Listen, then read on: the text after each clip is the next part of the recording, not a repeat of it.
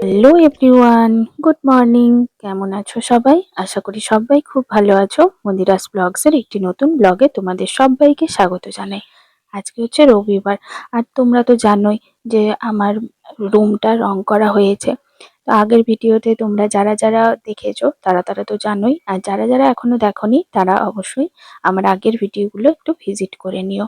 তো রুমটা রং হওয়ার পরে আমি তো আমার এই যে কাপড়টা আছে সেটা প্রায়ই গুছিয়ে নিয়েছি, সমস্ত কিছুই অল ডান হয়ে গেছে, তোমাদের সাথে গোছানোটাও শেয়ার করেছিলাম।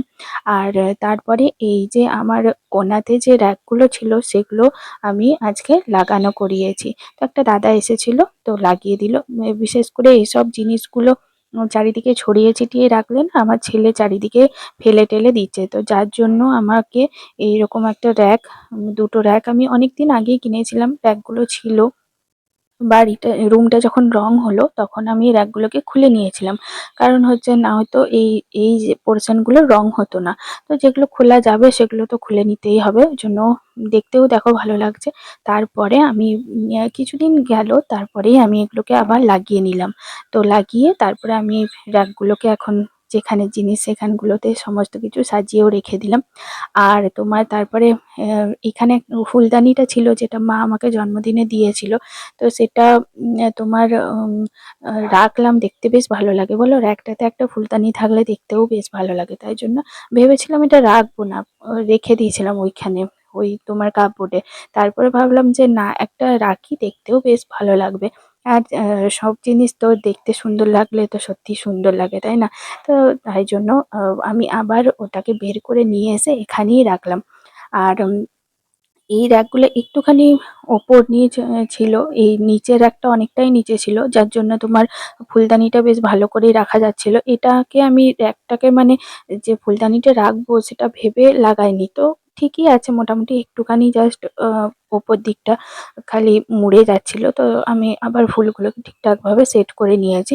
তারপরে উপরের র্যাকটাতেই আমি প্রায় সমস্ত জিনিস রেখে দিয়েছি, কারণ আমার ছেলে যাতে না ওগুলোকে নিতে পারে, কিন্তু কিছু করার নেই, ড্রেসিং টেবিলের উপরে উঠে ও সমস্ত কিছু নিয়ে নেয়।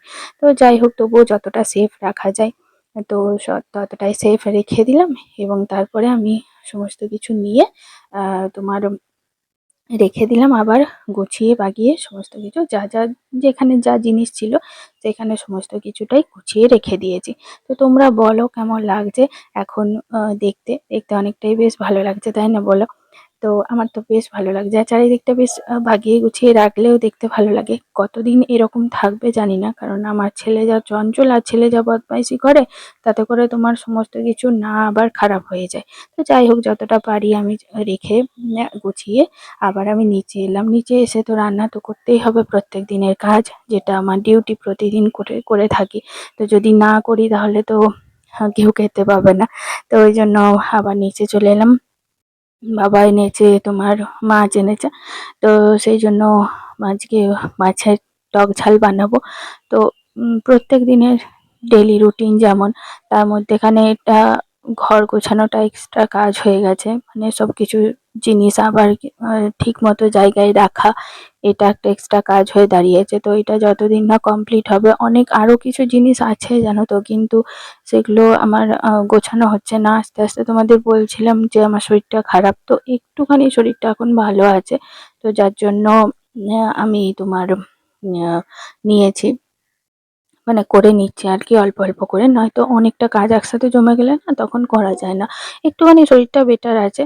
তো মাছগুলো ভাজতে দিয়ে দিলাম, আর মাছগুলো বেশ ভালো আজকে, জানো তো। আর আমার ছেলে মাছ খেতে চায় না একদম, জানো তো, কি জানি কি হয়, মাছ খেলে মানে বমি করে দেয়। তো ওই জন্য আমার ছেলের জন্য মাছ আনতে বারণ করেছিলাম, কারণ মাছটাও পছন্দই করছে না দেখছি। তারপর মানে এইখানের মাছগুলো খেলে জানি না কিরকম হয়, এমনি আমার খুব একটা, আমারও ভালো লাগে না, টেস্ট লাগে না মাছগুলো খেতে, কারণ এখানের মাছগুলোতে না কোনো টেস্ট নেই, বরফে ঢাকা মাছ তো। টাটকা মাছ পাওয়া যাবে অবশ্যই, কিন্তু সেটা তোমার অনেকটা আরো দূরে বাজারে গেলে সেটা পাওয়া যাবে। আমাদের বাড়ির সামনাসামনি যে বাজার বসে সেখানে সব মাছ বরফে ঢাকা, আর বরফে ঢাকা মাছগুলো না একদম টেস্ট হয় না। আমি ওই জন্য যখন বাপের বাড়ি যাই তখন বাবাকে বলি মাছ আনতে, মানে যেদিন যেদিন আমি খেতে পারি, সব দিন তো খেতে পারি না। মানে আমি অনেকদিন নিরামিষ খাই তোমরা জানোই। তো ওই জন্য যেদিন যেদিন আমি খেতে পারি সেদিন বাবাকে বলি মাছ আনতে। ওখানে পুকুরে টাটকা মাছ বেশ ভালো লাগে জানো তো। তো আর দেখবে টাটকা মাছের স্বাদই একটু আলাদা হয়। তুমি মাছের ঝোল বানাবে দেখবে আহা দারুণ খেতে লাগে। আর আমি এখানে মাছের ঝোল বানাই কোনো টেস্টই লাগে না। মানে জিনিসটা যদি না ভালো হয় না তাহলে দেখবে কোনো জিনিসের মানে যত ভালো করে তুমি রান্না করো না কেন উম, সেই জিনিসের স্বাদ হবে না। তো আমি এই জন্য মাছের টক ঝালটা বানাই। মাছের টক ঝালটা বানালে খেতেও ভালো লাগে, মাছের ঝাল দিয়াটাও ভালো লাগে। আর শ্বশুরমশাই খেতে খুব ভালোবাসেন মাছের টক ঝালটা। আর কি বলতো, এই যে মাছের টক ঝালটা এখন বানাচ্ছি না, এটা যদি তোমার রেখে দিই তার পরের দিনে খাওয়া হয় সেটা আরো খেতে ভালো লাগে। আর যখন সরস্বতী পুজো হয় তখন মাছ যেদিন রান্না পান্তা ভাত হয় আমাদের, তারপর মানে আগের দিনে যখন রান্না টান্না হয় তো আমি মাছের এরকম টক ঝাল বানিয়ে রাখি। আর তারপরের দিনে সমস্ত কিছু খাবার ছেড়ে দিয়ে আমার শ্বশুরমশাই টক ঝালটাই খায় মানে মজে যায় তো। আর দেখবে জিনিসটা মজে গেলে না আরো বেশ খেতে লাগে। সাথে সাথে রান্না করে খেয়ে নেবে দেখবে টেস্টটা কম লাগবে, কিন্তু মজে গেলে এই জিনিসটা আরো বেশি ভালো লাগে। তো আজকে টাটকা টাটকা খাবারে যতটা না টেস্ট পাবে, কালকে আর যদি রাখা হয় তখন আরো বেশি টেস্ট লাগে। তো সেই রকম আর কি। তো যাই হোক, এই খাবারটা এখন এখন তো সাথে সাথেই খেতে হবে, এখন তো আর রাখার উপায় নেই। আর বেশি আমি আনতেও বারণ করি, কারণ গরমের দিনে না মানুষ বেশি করে খেতেও চায় না। আর কালকে তারপরের দিনে আমাদের যেহেতু খাওয়া হবে না, বাড়িতে নিরামিষ হবে, সেজন্য আগের থেকে রেখে এনেও কোনো লাভ নেই। আর আমি ফ্রিজে খুব একটা আঁশ জিনিস ঢোকাই না, কারণ আমি নিজে ঠাকুরের পুজো টুজো করি, তারপরে সমস্ত কিছু পুজোর জিনিস রাখা হয় বলে ফ্রিজে খুব একটা আমি আঁশ জিনিস মানে ইউজ করি না, রাখি না আর কি। তো মাছের টক ঝালটা হয়ে গেছে আর ওদিকে ছেলের খাবার বানাতে দেওয়া হয়নি এখনো, তাই জন্য ছেলের খাবার বানাতে দিতে যাব। তাই ভাবলাম যে এই ফাঁকে ডিমগুলো সেদ্ধ করে দিই। আমার শাশুড়ি মায়ের জন্য প্রত্যেকদিন দুটো করে ডিম দেওয়া হয়, খাওয়ানো হয় শাশুড়ি মাকে। আর আমার ছেলের জন্য একটা ডিম, কারণ আমার ছেলে তো মাছ খাবে না তোমাদের বললাম। তো ডিমগুলো হয়ে গেছে, তারপরে তোমার ডিমগুলো সেদ্ধ হয়ে আমি রেখে দিয়েছি। তো তারপরে আবার আমি রান্না করছি এখন তোমার আহ, বাঁধাকপি দিয়ে মাছের মাথা দিয়ে। বাঁধাকপিটা এনে রাখা ছিল এর আগে, তো সেদিন বাড়িতে কিছু হয়নি, মানে সেদিন বাড়িতে কোনো কিছু খাবার রান্না করা হয়নি। তো বলেছিলাম বাঁধাকপিটা তাহলে রেখে কি হবে, মানে রাতের দিকে ভেবেছিলাম বাঁধাকপিটা করবো, তো রাতের দিকে রান্না করা হয়নি। তো ভাবলাম যে বাঁধাকপিটা রেখেই দিই। তো আজকে সেটা কাজে লেগে গেল। বাবা বলছিল কিছু আনবো, তো আমি বললাম বাঁধাকপিটা আছে, মাছের মাথা দিয়ে হয়ে যাবে। আর দেখবে মাছের মাথা দিয়ে পুঁই শাক, কুমড়ো, তারপর মাছের মাথা দিয়ে বাঁধাকপি, মাছের মাথা দিয়ে লাউ, এগুলো খেতে কিন্তু খুব সুন্দর লাগে। আগের দিনে আমি লাউ করেছিলাম। আর এখন আজকে বাঁধাকপিটা, এখন বাঁধাকপিতে সেরকম কোনো টেস্ট থাকে না যদিও, কিন্তু তবুও ধরো মাছের মাথা দিলে একটু টেস্ট লাগে। পেঁয়াজ, পেঁয়াজ, তারপর টমেটো, তারপর তোমার আদা, এগুলো দিলে পেঁয়াজ টমেটো দিলে দেখবে একটু রান্নার আলাদা রকম টেস্ট হয়। তো তো সেই জন্য এটাও একটুখানি আলাদা রকম টেস্ট হবে। আর মাছের মাথাটা দেওয়া হলে খেতে বেশ ভালোই লাগে।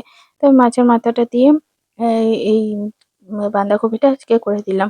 অনেকটাই বাঁধাকপি ছিল। আর তোমার রাতের দিকেও বাঁধাকপিটা রেখে দিলাম, একটুখানি মাছের মাথা দিয়ে করব আর বাকিটা নিরামিষে রেখে দিলাম।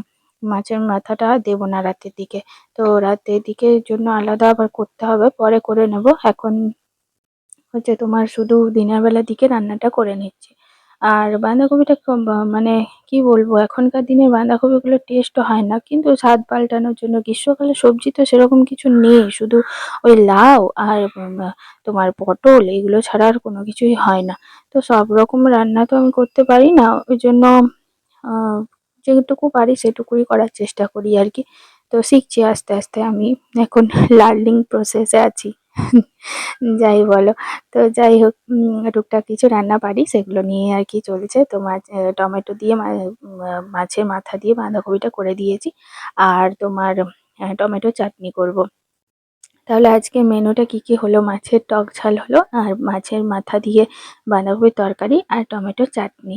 ব্যাস এইটুকুই মেনু। আর এইটুকু শুনতে এইটুকু লাগলেও রান্না করতে কিন্তু প্রচুর সময় লাগে তোমরা জানো।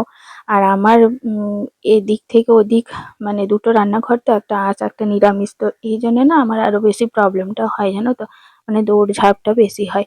তো যাই হোক, এইটুকু রান্না করতেই অনেকটা সময় লেগে গেলো। আর যা গরম পড়েছে, বাপরে বাপ! মাথা মানে গরম হয়ে যায় রান্না করতে গেলে। গ্যাসের আগুনে একদম তেতে পুড়ে যাচ্ছি পুরো একদম, এত গরম। আর আমের টকটা এখন গরমের সময়তে মাস্ট, জানো তো। মানে কিছু করি না করি আমের টকটা করবই। মানে কিছু না হলেও আমের টক দিয়ে তোমার ভাত খাওয়া হয়ে যাবে, এরকম একটা ব্যাপার। মানে আমের টক বলতে একদম চটচটে করে টকটা করি না, একটুখানি ঝোল ঝোল রাখি, আবার কোনো কোনো দিন চটচটেও করে দিই। তো আমের টকটা এখন বসিয়ে দিলাম। আর ওদিকে আমের টকটা হতে থাকুক। আর একটুখানি মায়ের জন্য তুলে রাখছি, আর বাকিটা তো আমরা আমাদের জন্য হবে। মায়ের জন্য সুগার ফ্রি দিয়ে তুলে রাখবো, আর আমাদের একটু গুড় দিয়ে টক করব। আমার মা আবার গুড় খায় না, জানো তো। মা যখন আসে তখন আমি চিনি দিয়ে করি। এখন যেহেতু আমরা সবাই খাই গুড়টা, তাহলে গুড় দিয়েই করে নিচ্ছি। তো চলো, টকটা হতে থাকুক। আমার ভিডিওটাও এই পর্যন্ত। যদি ভালো লাগে তাহলে অবশ্যই লাইক করে দিও, শেয়ার করো, কমেন্ট করে জানিও আমাকে আমার ভিডিও তোমাদের কেমন লাগলো। আর চ্যানেলে যারা নতুন আছো তারা প্লিজ আমার চ্যানেলটাকে সাবস্ক্রাইব করে পাশে থেকো। পাশে থাকা বেল আইকনটা অবশ্যই করে ক্লিক করে রেখো, যাতে নোটিফিকেশন সবার প্রথমে তোমাদের কাছে পৌঁছে যায়। আর আমার এই ভিডিও যারা ফেসবুকে দেখছো তারা প্লিজ আমার ফেসবুক পেজটাকেও ফলো করে রেখো। তো চলো, আজকের মতো তাহলে এই পর্যন্তই। দেখা হচ্ছে তোমাদের সাথে নেক্সট ভিডিওতে। ততক্ষণের জন্য তোমরা সবাই ভালো থেকো, সুস্থ থেকো, পরিবারের সকলকে ভালো রেখো, এবং আমার সাথে থেকো, পাশে থেকো, আমার ভিডিওগুলো দেখতে থাকো। তোমাদের যদি ভালো লাগে, তোমাদের এক একটা লাইক, এক একটা কমেন্ট আমি কিন্তু ভিডিও বানাবার আরো আগ্রহ বাড়ে, আমার মোটিভেট হই, এবং ভিডিও বানাবার আগ্রহটা আমার বেড়ে যায়। তো চলো তাহলে, টাটা, বাই বাই। আমার সবকিছু কমপ্লিট হয়ে গেছে। দেখা হচ্ছে নেক্সট ভিডিওতে। ততক্ষণের জন্য তোমরা সবাই ভালো থেকো, সুস্থ থেকো। টাটা, বাই বাই সব্বাইকে।